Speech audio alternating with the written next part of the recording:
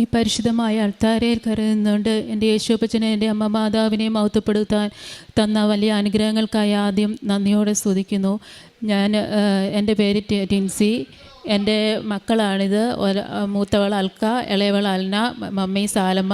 ഞങ്ങൾ റാന്നിയിൽ നിന്ന് വരുന്നു, സെൻറ്റ് തെരേസാസ് ഇടവകയിൽ നിന്ന് വരുന്നു. ഞാൻ എൻ്റെ മൂത്തവൾ അൽക്കായ്ക്ക് വേണ്ടിയാണ് ഈ സാക്ഷ്യം പറയുന്നത്. മാർച്ച് മാസം ഒരു ദിവസം ഞായറാഴ്ച പള്ളിയിൽ പോയി കുർബാനയ്ക്ക് ശേഷം കുർബാന സ്വീകരിച്ച് മുട്ടുകുത്തി എഴുന്നേൽക്കാൻ വന്നപ്പോൾ അവിടെ മുട്ട് നിവിരാതെ അവൾക്ക് എഴുന്നേൽക്കാൻ പറ്റത്തില്ലായിരുന്നു, കാല് നിലത്ത് ചവിട്ടാൻ പറ്റത്തില്ലായിരുന്നു. അങ്ങനെ വന്നപ്പോൾ ഞങ്ങൾ അവളെ പെട്ടെന്ന് കിടങ്ങൂർ ഒരു ഹോസ്പിറ്റലിൽ കൊണ്ടുപോയി. അവിടെ ചെന്ന് ഡോക്ടർ കണ്ടിട്ട് പിറ്റേ ദിവസം വരാൻ പറഞ്ഞു. പിറ്റേ ദിവസം ഓർത്തോ ഡോക്ടറെ കൊണ്ട് കാണിച്ചു കഴിഞ്ഞപ്പോഴത്തേക്കിന് ഡോക്ടർ പറഞ്ഞു MRI എടുക്കണം, MRI എടുത്തിട്ട് എന്തെങ്കിലും ചെയ്യാൻ പറ്റത്തുള്ളൂ എന്ന് പറഞ്ഞു.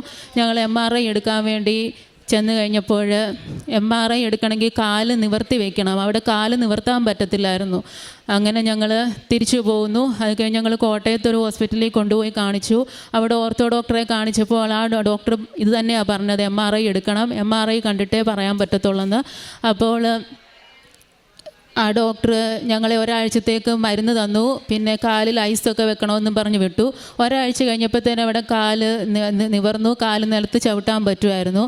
അത് കഴിഞ്ഞിട്ട് ഞങ്ങൾ ചെന്ന് MRI എടുത്തു.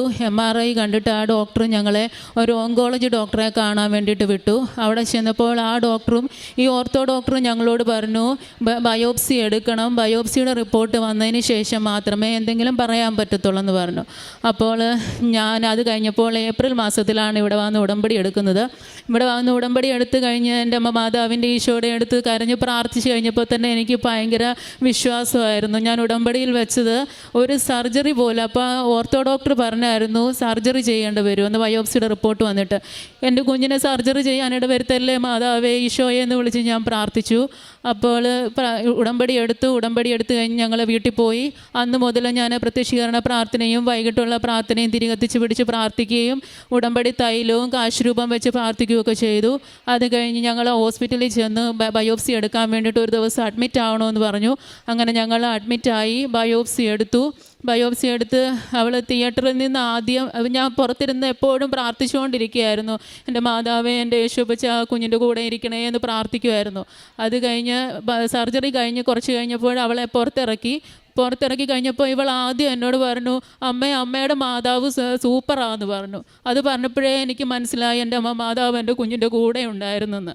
അത് കഴിഞ്ഞ് ഞങ്ങൾ 10 ദിവസം കഴിഞ്ഞിട്ട് റിപ്പോർട്ട് വാങ്ങിക്കാൻ വരാൻ പറഞ്ഞു. ഞങ്ങൾ തിരിച്ച് വീട്ടിൽ വന്നു. 10 ദിവസം കഴിഞ്ഞ് ഞങ്ങൾ റിപ്പോർട്ട് വാങ്ങിക്കാൻ വേണ്ടിയിട്ട് ഹോസ്പിറ്റലിൽ ചെന്നു.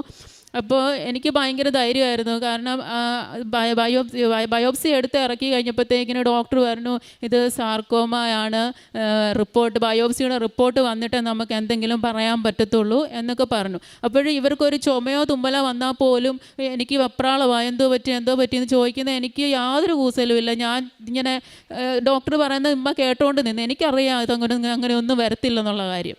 അത് കഴിഞ്ഞിട്ട് ഞങ്ങൾ വീട്ടിൽ വന്നു. അത് കഴിഞ്ഞിട്ട് റിപ്പോർട്ട് വാങ്ങിക്കാൻ ചെന്നപ്പോൾ ഞാൻ വിശുദ്ധ ലൂക്കായുടെ സുവിശേഷം 18-ാം അധ്യായം 27-ാം വാക്യം, മനുഷ്യർക്ക് അസാധ്യമായത് ദൈവത്തിന് സാധ്യമാണ്, ഈ വാക്യം എപ്പോഴും ബുക്കിനകത്ത് എഴുതുമായിരുന്നു.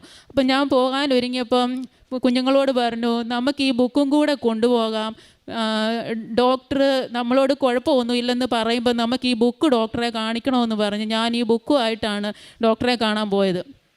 ഹോസ്പിറ്റലിൽ ചെന്ന് പുറത്തിരുന്നപ്പോഴും ഞാനിങ്ങനെ റിപ്പോർട്ട് മേടിച്ചുകൊണ്ട് വന്നു. അത് വെച്ച് ഞാൻ പ്രാർത്ഥിച്ചുകൊണ്ടിരിക്കുകയായിരുന്നു.